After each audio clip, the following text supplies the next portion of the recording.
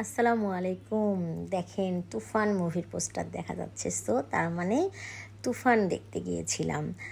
আর হচ্ছে অনেক দিন পর মুভি দেখতে গেছি হলে। এটা আসলে খুব মজা করেই দেখতে যাওয়া, সব কাজিনরা মিলে।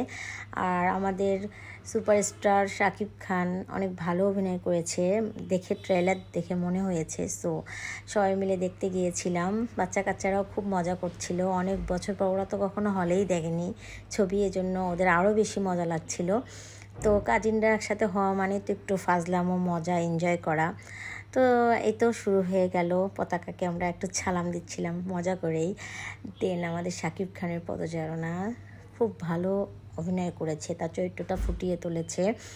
আর মিমিও বেশ ভালো অভিনয় করেছে। সব মিলে মুভিটা আমার খুব ভালো লেগেছে। এক কথায় বাংলাদেশের মুভির এত বেশি উন্নতি হয়েছে, যেটা আসলে এই মুভিটা না দেখলে বোঝা যাবে না। এই তো আমাদের মুভি দেখা শেষ।